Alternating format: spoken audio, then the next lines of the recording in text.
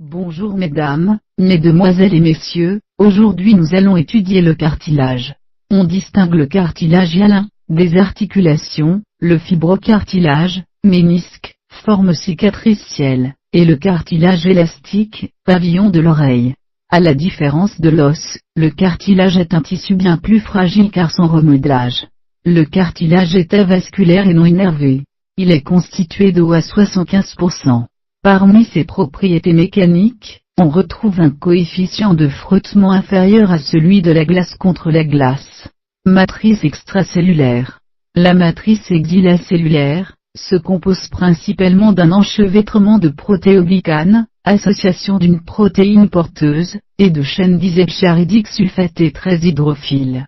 Leur regroupement, par environ 300, autour d'une molécule d'acide hyaluronique, constitue un agrégane. Il s'ajoute des protéines collagènes, principalement de type 2, mais aussi 9, 11 et autres, et des protéines non collagènes.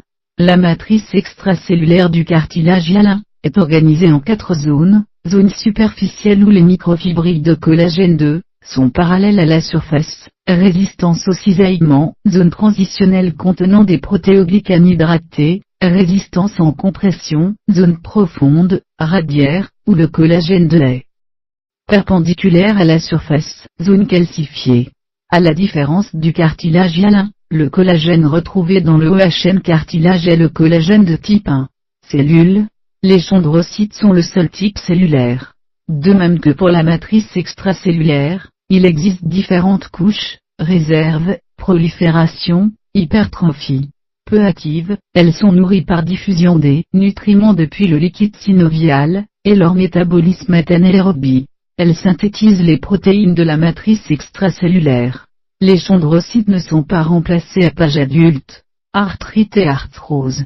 Dans l'arthrite, l'inflammation d'origine synoviale libère dans le liquide articulaire des médiateurs pro-inflammatoires, qui sont toxiques pour les chondrocytes. En réponse, les chondrocytes libèrent des enzymes protéolytiques spécifiques, qui détruisent le cartilage lui-même. Dans l'arthrose, c'est l'usure mécanique qui détruit progressivement le cartilage. Dans les deux cas, l'épaisseur du cartilage diminue, les chondrocytes disparaissent et le collagène de type 2 est remplacé par du collagène de type 1. Je vous en remercie.